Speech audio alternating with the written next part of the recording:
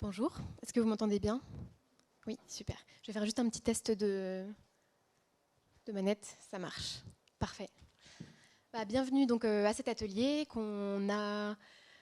qui n'était pas prévu. Si vous avez vu les affiches dans le salon avec ce casting, donc c'était censé être le fondateur de Vialma qui était là, et Thomas Astou qui travaille à l'Europe avec Albin. Guillaume, le fondateur de Vialma, a le Covid et Thomas est malade. Donc, oui, Thomas n'a pas le Covid, mais il est grippé ou je ne sais pas. Donc merci beaucoup en tout cas à Albin d'être là pour représenter l'Europe dans cet atelier. Et peut-être si vous voulez vous présenter assez rapidement. Je peux me présenter et puis présenter l'Europe aussi pour ceux qui ne connaissent pas. Donc moi je suis Albin Godert, j'ai rejoint les équipes de l'Europe il y a un peu plus de 2 ans en tant que responsable du pôle entreprise. Ça veut dire qu'en gros je déploie les activités de l'Europe à destination des entreprises, que ce soit sur les offres que l'on propose dans le cadre, enfin les offres spécifiques que l'on propose pour que les entreprises puissent organiser des événements à l'Opéra, des événements de relations publiques, mais aussi toutes les offres en matière de mécénat ou de sponsoring qu'on propose à des entreprises. L'Europe, en quelques mots, voilà, vous avez l'essentiel, mais c'est une association qui a été créée il y a un peu plus de 40 ans maintenant, qui regroupe des passionnés d'opéra. Donc, Europe signifie Association pour rayonnement de l'Opéra national de Paris. Donc, c'est quelques 3000 membres individuels, 140 membres entreprises et auxquels on propose en fait tout au long de l'année des services et des avantages qui sont fonction évidemment de leur niveau d'adhésion. Et notamment, on propose tout au long de l'année une trentaine de soirées sur des spectacles de l'Opéra national de Paris tout au long de la saison. Et on reviendra parce que c'est justement dans ce cadre-là qu'on a développé un partenariat avec Vialma pour proposer un service supplémentaire aux personnes qui assistent à ces soirées. Et l'Europe a aussi, l'Opéra a délégué à l'Europe le soin sur toutes les activités liées au fundraising en mécénat ou en sponsoring. Donc juridiquement, l'Europe c'est autonome par rapport à l'Opéra de Paris, mais on est complètement intégré à l'écosystème Opéra. Nos bureaux sont au Palais Garnier, on travaille main dans la main avec les différents services de l'Opéra, et dans un seul but, c'est effectivement de générer des ressources supplémentaires pour l'Opéra de Paris, pour qu'ils puissent développer des projets de création artistique ou des projets liés à l'ouverture à tous les publics, ou des projets numériques aussi, on pourra peut-être en dire un mot. Voilà en quelques mots ce qu'est l'Europe. Merci beaucoup.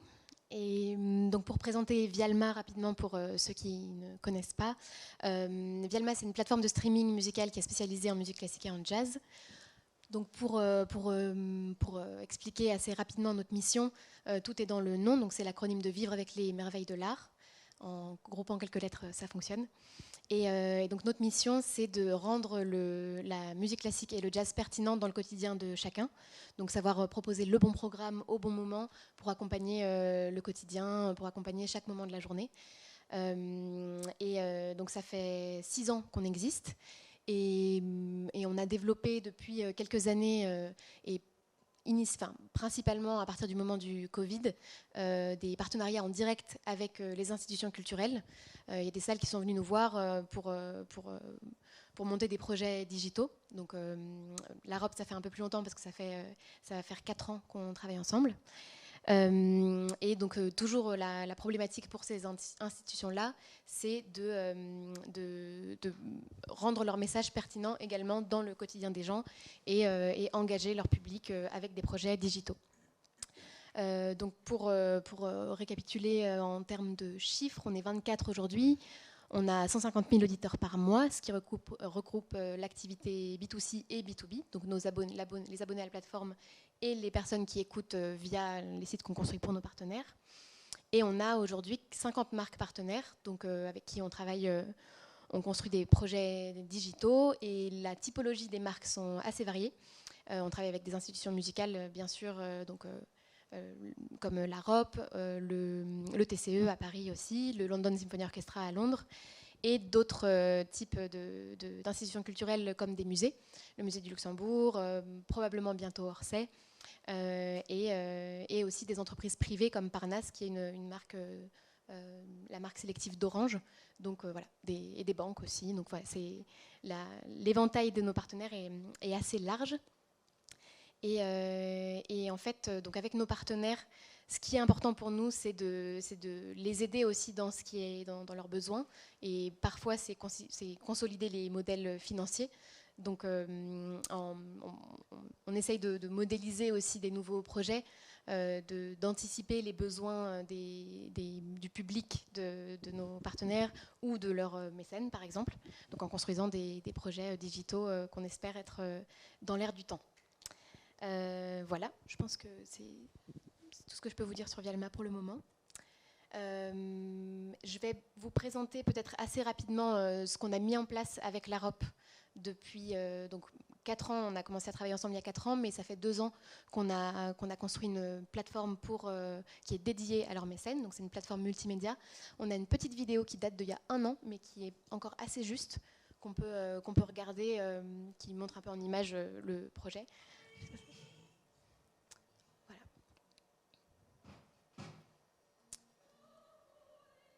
Donc ça, c'est un carton qui est distribué aux membres de l'AROP pendant les soirées. Et en scannant le QR code qui est déguisé sur le carton d'invitation, les membres accèdent à l'espace qu'on leur a créé. Donc il y a plusieurs points d'entrée sur la plateforme. Le carton QR code en est un, et les mails aussi sont un autre moyen de diriger les mécènes vers la plateforme. Voilà, court, mais...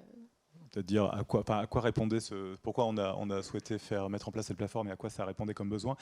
Pour faire simple, donc on vous expliquait, l'AROP organise tout au long des saisons, tout au long d'une saison de l'Opéra national de Paris, une trentaine de soirées où les membres de l'AROP peuvent venir. Et donc parmi ces membres, on a notamment les entreprises qui ont la possibilité d'inviter leurs clients, leurs collaborateurs, qui elles veulent en gros pour organiser leurs relations publiques sur ces soirées-là où les personnes qu'elles invitent assistent à un spectacle de l'opéra, un ballet ou un opéra. Il y a un cocktail pendant l'entracte et après il y a un dîner dans les espaces de l'opéra, que ce soit à Bastille ou à Garnier. Donc tout ça évidemment avec un niveau de qualité très élevé puisque les personnes qu'on reçoit sont des personnes qui sont habitués à des standards, des standards très élevés de qualité. Et jusqu'à avant le Covid, en fait, on proposait aux entreprises donc, qui invitaient des personnes sur ces soirées de distribuer à leurs invités des CD ou des DVD des spectacles qu'ils allaient voir. Alors je peux vous dire que c'était une organisation dantesque, c'est-à-dire qu'en début de saison, on devait commander les CD, les DVD, il fallait évidemment que ce soit des CD ou des DVD qui soient un peu en lien, enfin qui soient plutôt des productions qui avaient été données à l'Opéra de Paris, qu'on compte tout ça, qu'on mette ça dans des cartons, qu'on puisse ensuite les acheminer jusqu'aux entreprises. Enfin, c'était quelque chose qui était complètement délirant, qui coûtait très cher et surtout dont on doutait un peu de l'efficacité dans le sens où aujourd'hui écouter de la musique sur des CD ou regarder des spectacles sur DVD, c'est une pratique qui est en gros enfin vous me confirmerez peut-être Johan, mais qui a priori est en pleine décroissance au profit justement du streaming. Et donc peut-être que ça nous coûtait très cher, ça nous demandait beaucoup d'énergie, beaucoup de temps, et c'était pas forcément très très utile. Et comme avec le Covid, on s'est dit bon, il fallait qu'on fasse quand même quelques économies parce qu'on a un peu souffert de la période malgré le soutien que l'État a apporté tant à la ROP qu'à l'Opéra bien sûr. On s'est dit peut-être qu'on pourrait passer à autre chose que ce système d'offrir des CD et DVD et peut-être digitaliser tout ça en faisant appel à Vialma avec qui on collaborait déjà et effectivement proposer en fait aux entreprises, aux membres et à leurs invités d'accéder donc à cette plateforme, à cette page dédiée pour chaque soirée où chaque soirée vous avez une playlist des grands airs de l'œuvre qui va être auxquelles les personnes sont invitées, une fiche récapitulative de l'œuvre pour en fait voilà, en connaître l'essentiel et donc proposer ça effectivement sous la forme d'un petit carton qui est remis aux personnes qui assistent à la soirée avec un QR code que les personnes donc, peuvent scanner et ensuite, ce que vous expliquez Johan, accéder directement à la page dédiée sur la plateforme.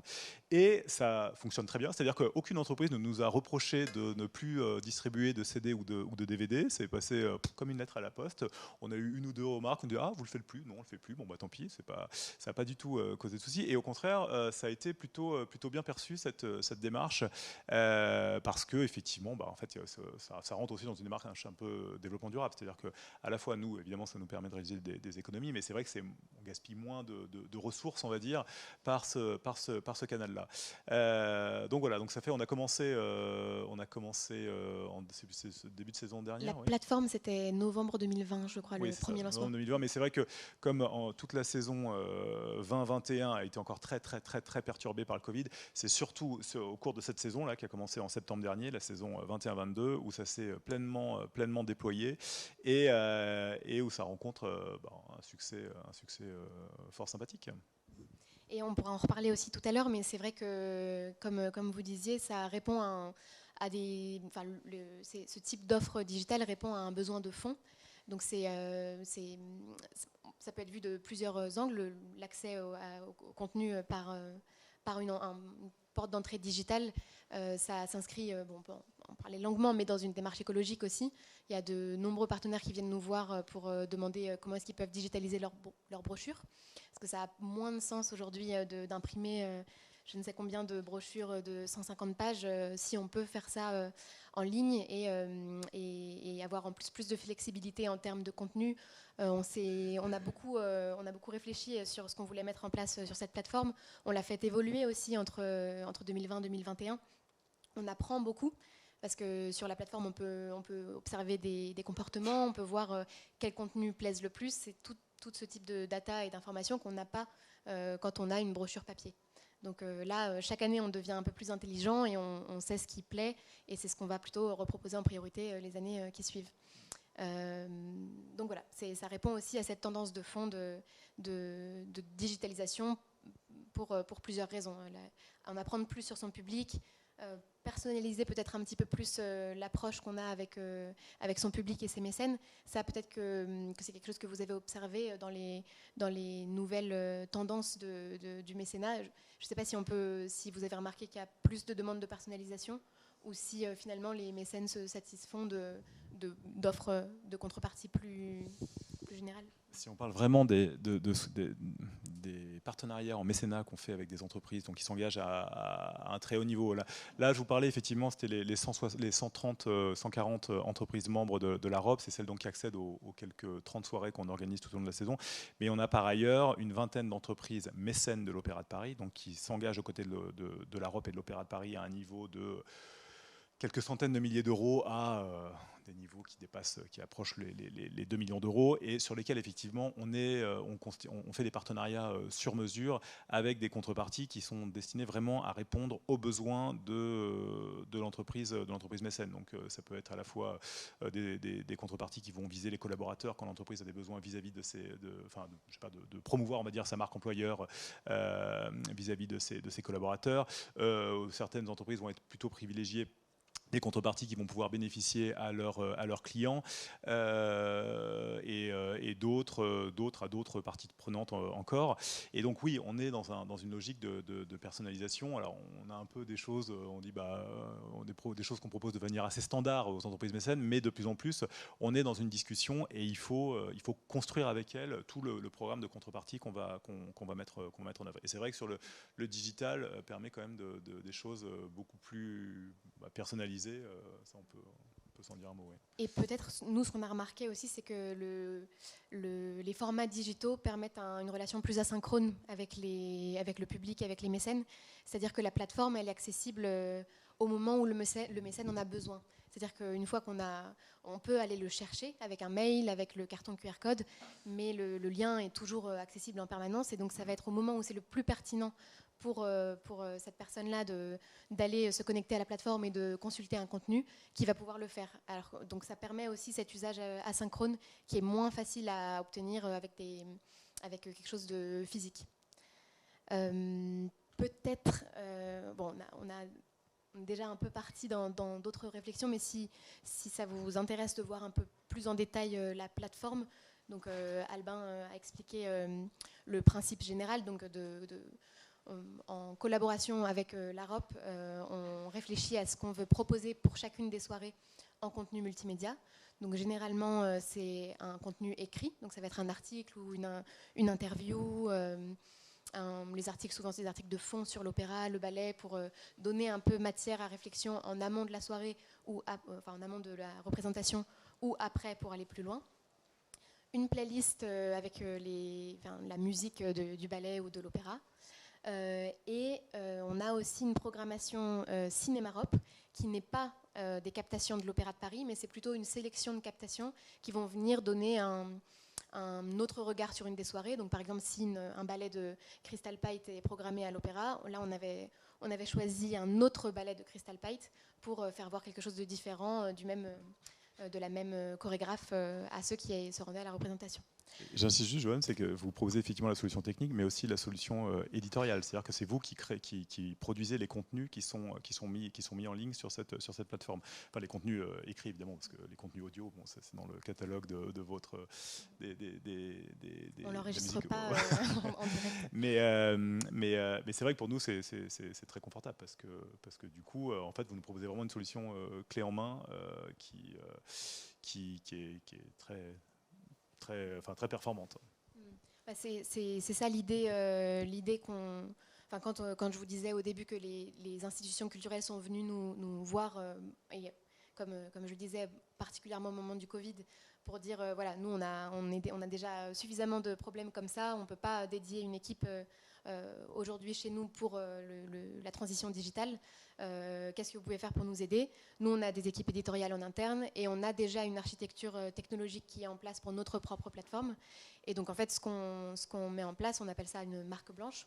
Donc, c'est mettre à disposition de nos partenaires notre savoir-faire éditorial et notre architecture technologique, donc la répliquer, en faire une copie. Et sauf qu'à la place de Vialma en haut, c'est la marque de notre partenaire, et les contenus, bien sûr, qui sont hébergés sont aussi liés à notre partenaire.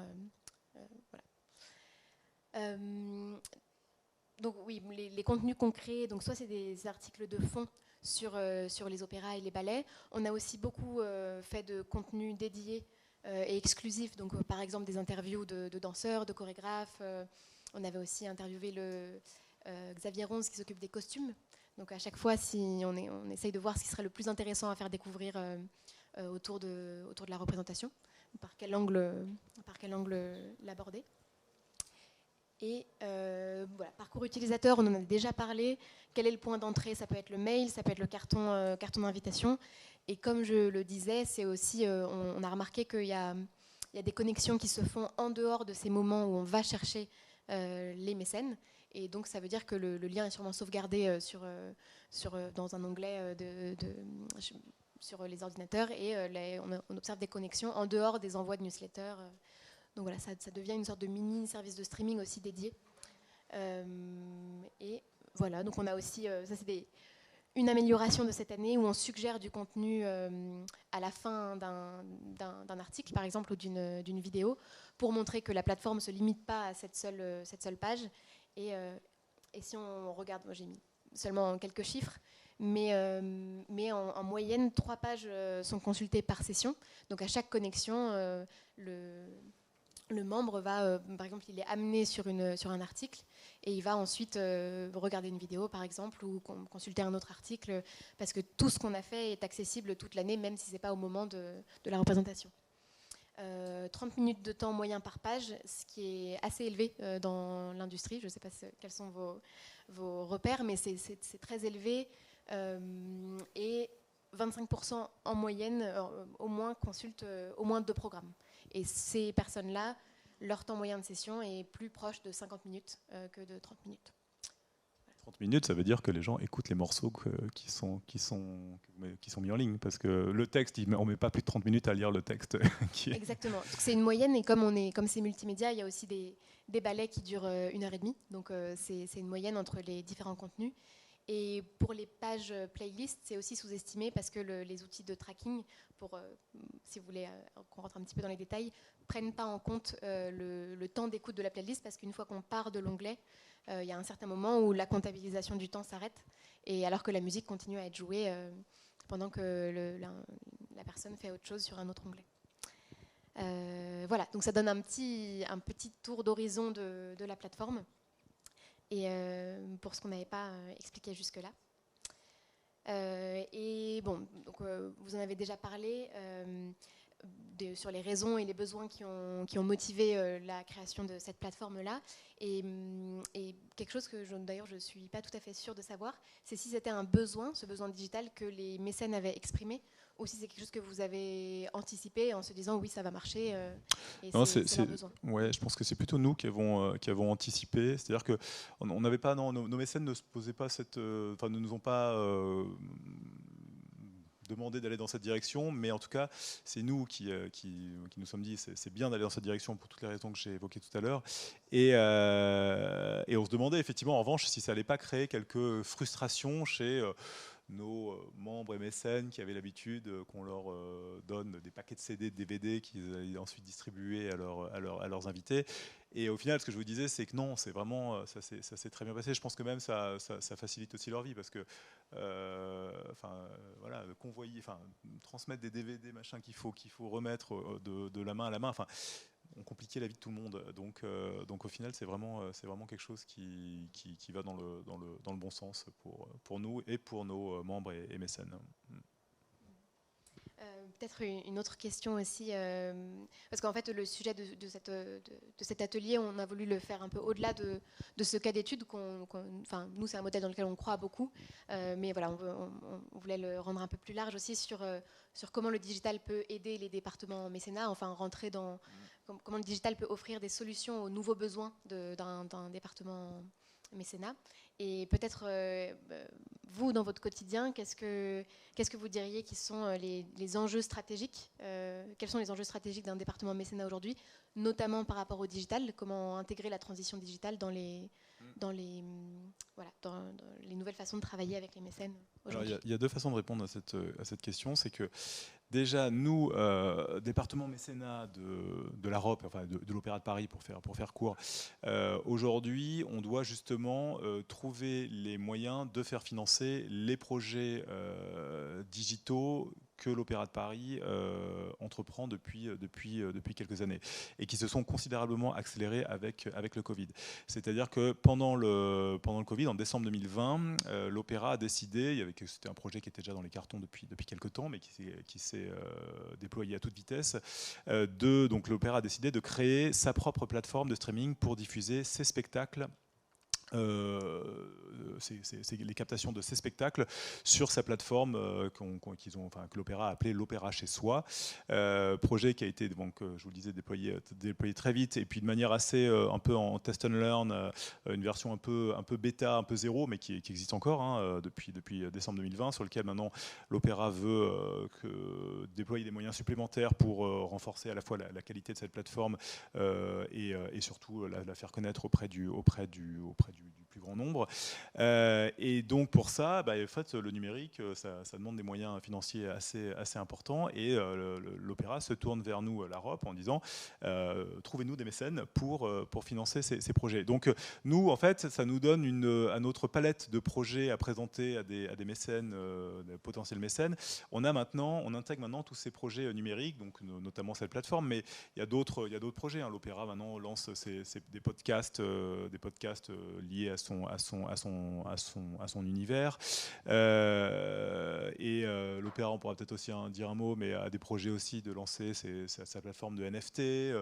Pourquoi pas aussi d'investir le métaverse, puisqu'on en parle beaucoup. Je crois que l'Opéra est dans une logique de se dire il y a des choses nouvelles qui se passent, il ne faut pas louper le train, donc on ne sait pas trop où ça nous mènera, mais en tout cas, il faut y aller et il faut mettre les moyens. Et surtout, quand on est l'Opéra national de Paris, qu'on est une des maisons d'opéra les plus réputées au monde, on ne peut pas se permettre de ne pas avoir sa propre plateforme de streaming, comme là aujourd'hui le Met, l'Opéra de Vienne ou d'autres encore. Donc il faut absolument qu'on soit aussi dans cette logique-là. Donc ça, c'est vraiment nous, en tout cas, voilà, les choses nouvelles qu'on peut aller proposer à nos mécènes et qu'on ne proposait pas jusqu'à il y a encore quelques années, puisque ces projets étaient inexistants ou tout du moins balbutiants.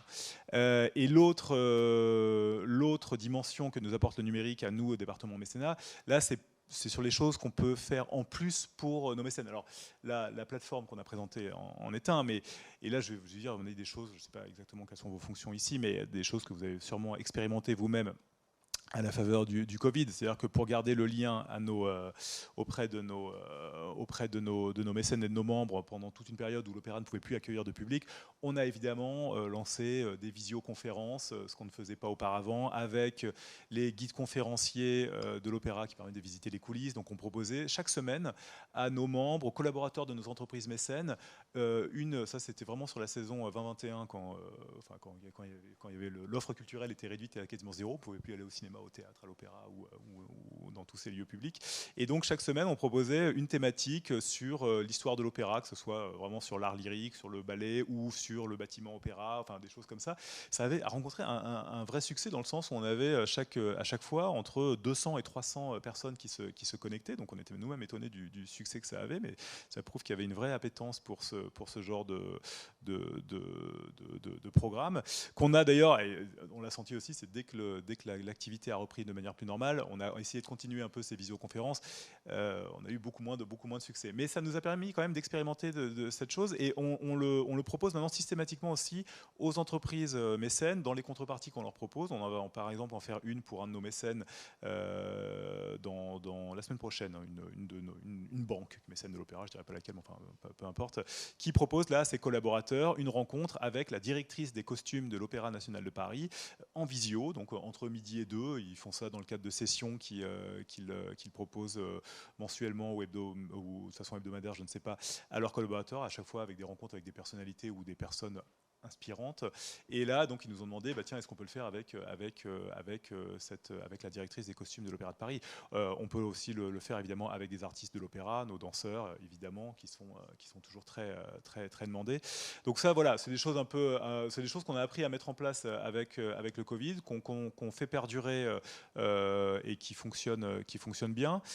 Et d'ailleurs, Ouais. sur ces conférences-là que vous aviez organisées, il y avait la plupart du temps, pas systématiquement, mais Oui. la plupart du temps, une playlist qui Oui. était partagée, donc hébergée sur la Exactement. plateforme. Comme la plateforme existait, c'était facile pour nous d'intégrer une nouvelle playlist.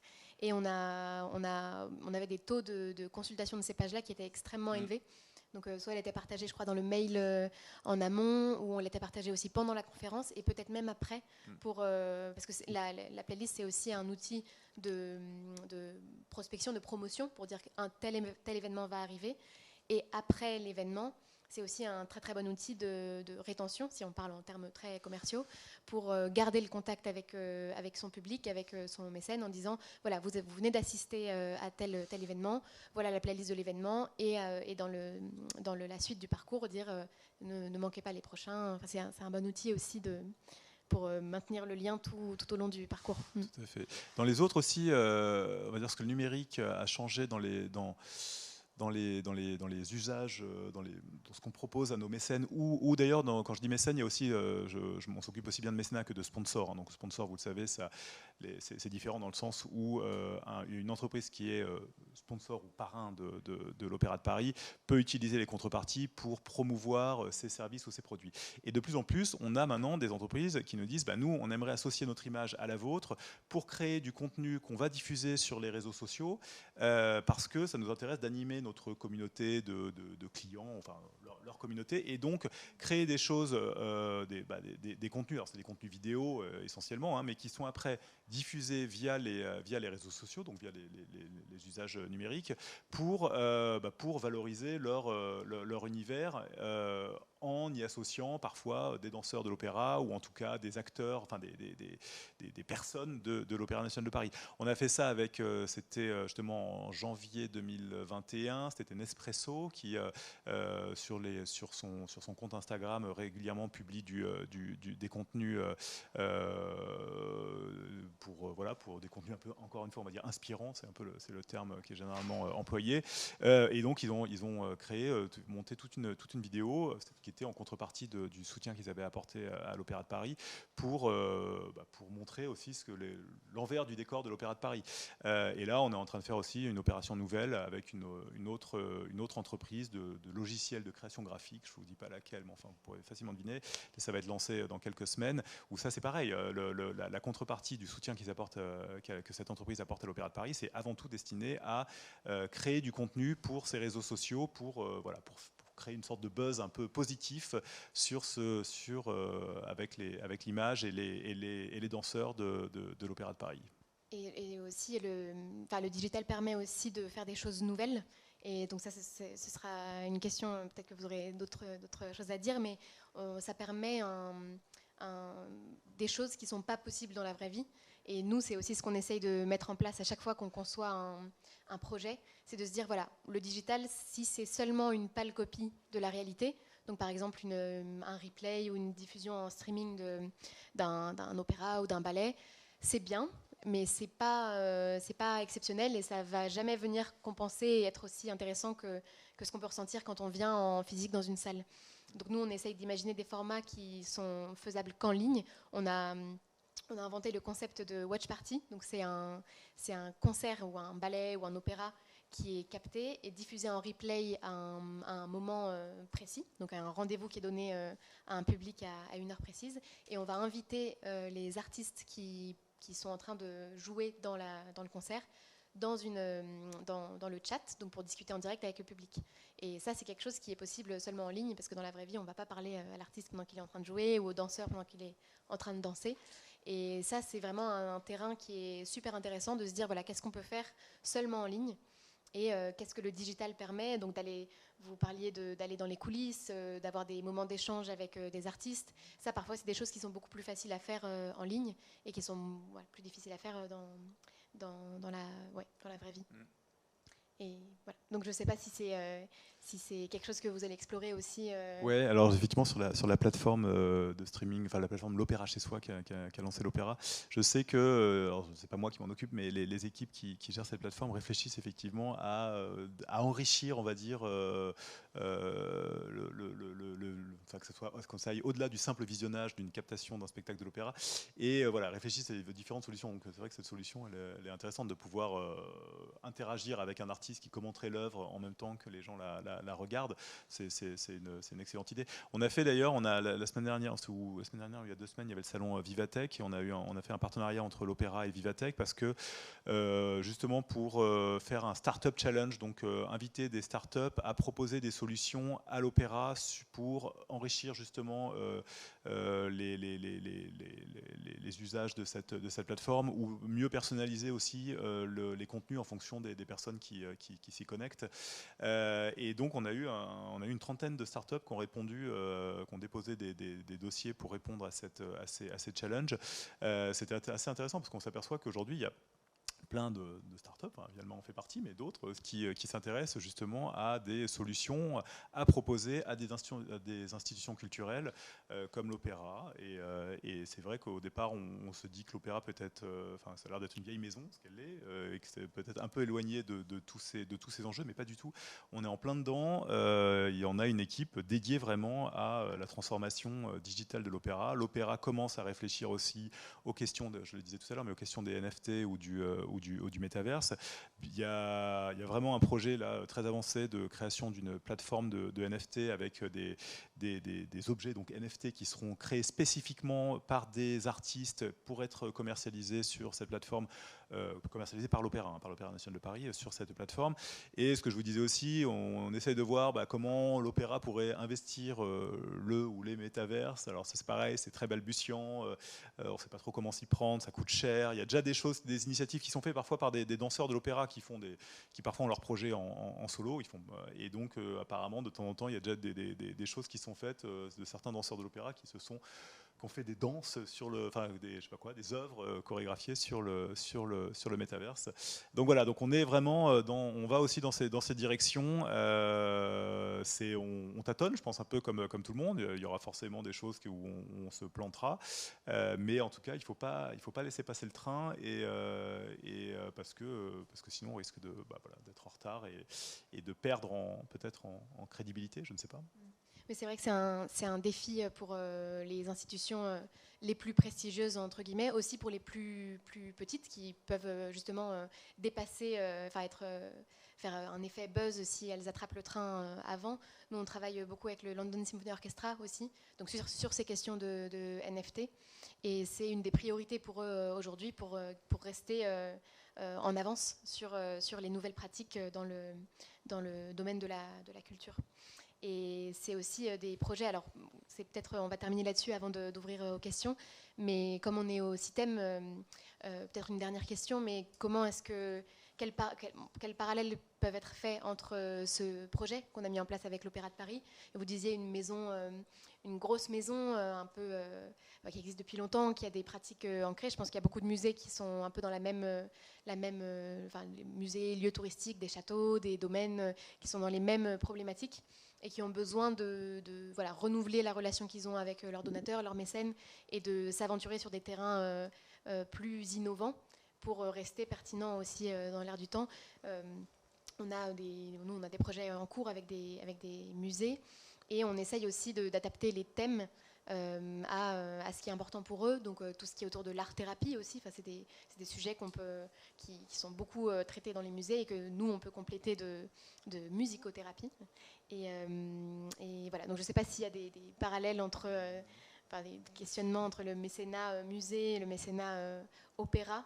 Je pense que c'est pas non plus radicalement différent. Non, il y a sûrement des choses. Je sais pas, peut-être qu'il y aura des commentaires qu'on pourra se faire approcher. Mais un projet que j'ai oublié de parler aussi, c'est qu'on a, pareil, mécéné par la Fondation Crédit Agricole Solidarité et Développement, on a amené des casques de réalité virtuelle dans des EHPAD pour que des personnes qui ne peuvent pas accéder à nos salles parce que sont trop âgées, enfin elles ne peuvent plus se déplacer jusqu'à nous, puissent accéder justement à des représentations, enfin des extraits d'œuvres d'opéra dans des casques de VR, et donc avoir vraiment l'impression d'être dans la salle. C'était pas des captations 360, mais ça donnait vraiment l'impression d'être dans la salle et de voir le spectacle se dérouler devant nous. Et ça, alors on va pas dire que c'est, enfin, je sais pas si c'est de l'art thérapie, mais en tout cas on est vraiment dans quelque chose de donner un peu plus à des personnes qui sont un peu coupées du monde extérieur. Et ça a très très bien fonctionné, et ça se déploie encore dans des EHPAD. Là, on était dans le centre Val-de-Loire, et maintenant on fait déplacer ces casques. On en a une trentaine qui sont répartis dans une vingtaine d'EHPAD en Normandie dans les prochains mois. Voilà. Oui, les pouvoirs de l'art et de la musique et de l'art en général comme vecteur de bien-être, c'est immense. Nous, on a deux types de projets, de domaines dans ces problématiques-là. On travaille aussi avec des EHPAD et des hôpitaux.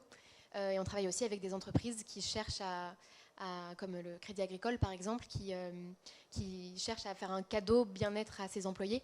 Et donc des playlists de concentration, de méditation, de boost aussi pour repartir dans sa journée par la musique. Et ouais, c'est un très très gros sujet, et la musique et l'art en général, parce qu'on parle aussi de l'art pictural, un beau rôle à jouer là-dedans. Donc peut-être si vous avez des questions, il nous reste pas très longtemps, mais voilà.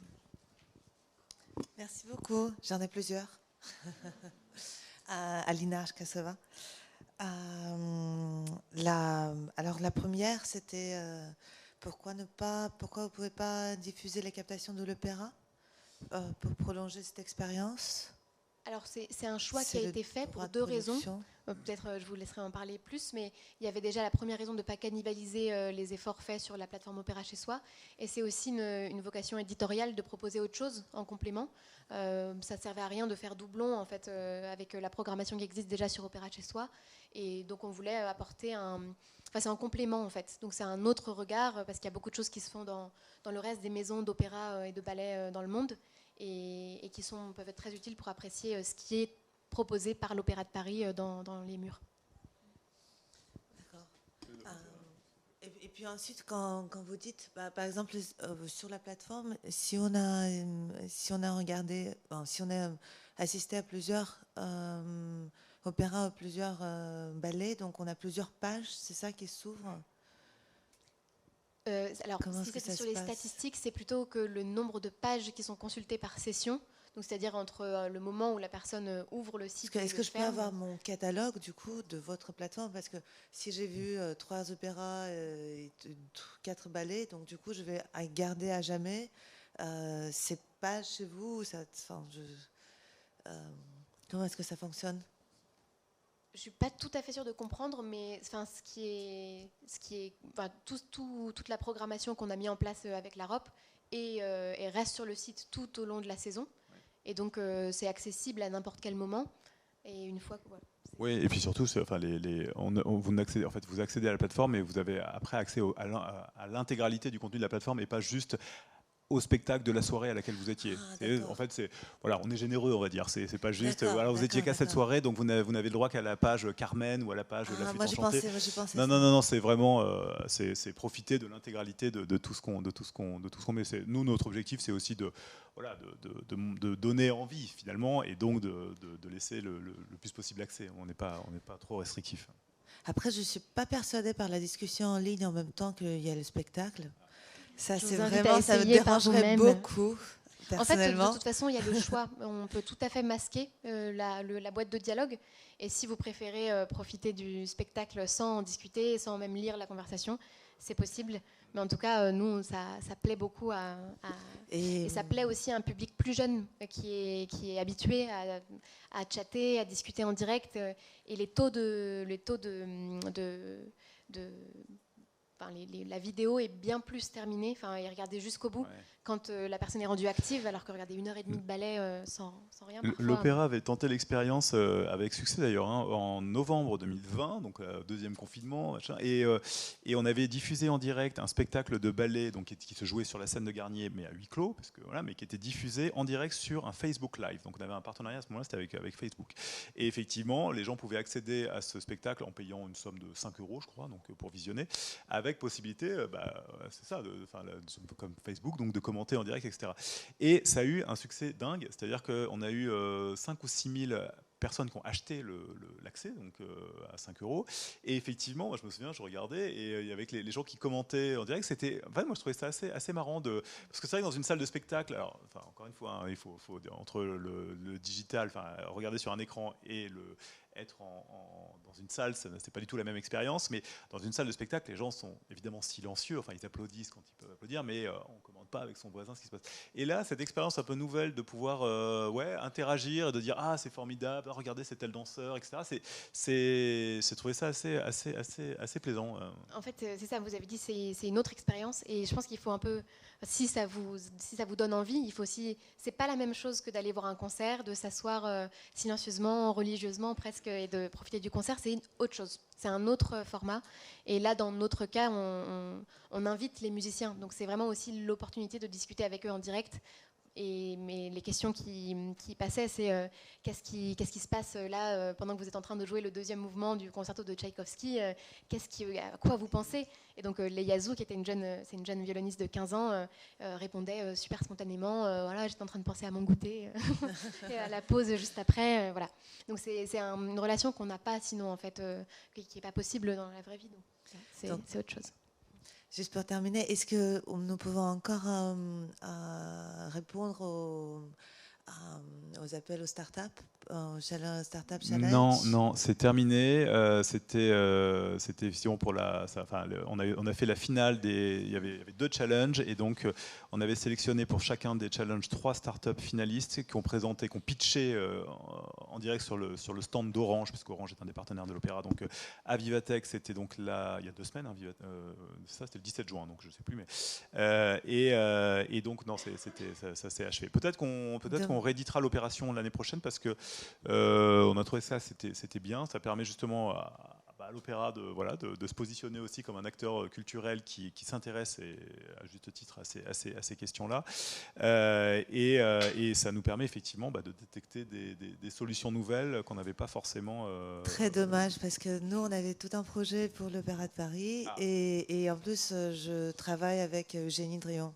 Avec, pardon ? Eugénie Drion. C'est la danseuse qui a fait le projet. Donc, mais vous pouvez, si vous avez un projet pour l'Opéra de Paris, je vous dis qui contacter. Hein. Il faut contacter Guénola Tête, qui est la personne en charge de toutes les questions numériques à l'Opéra de Paris. Et je ne sais pas si vous avez peut-être déjà identifié vous l'avez peut-être déjà identifié, parce que c'est elle un peu la bonne porte d'entrée pour ces projets-là. Est-ce qu'il y a on a le temps pour une dernière question, peut-être, ou une dernière?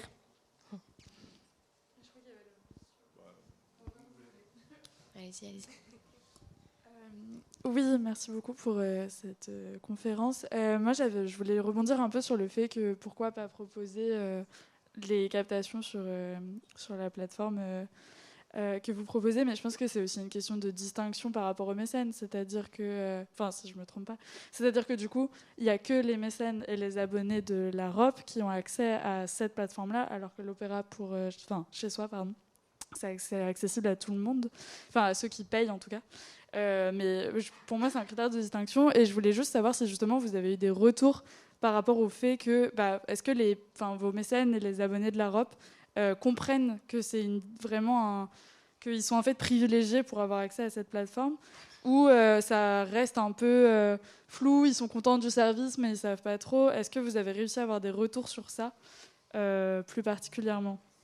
Peut-être en première partie de réponse, c'est vrai que vous soulevez un point sur lequel je n'ai pas trop insisté, mais en fait, nous, dans les plateformes qu'on construit, tout le contenu est en accès libre et sans abonnement, sans paiement, parce qu'on négocie en direct les droits de diffusion avec les labels et les fournisseurs vidéo, par exemple. Donc voilà, c'est vraiment un cadeau pour les mécènes, parce qu'ils n'ont pas à s'abonner à Vialma ou payer à l'acte pour accéder au contenu.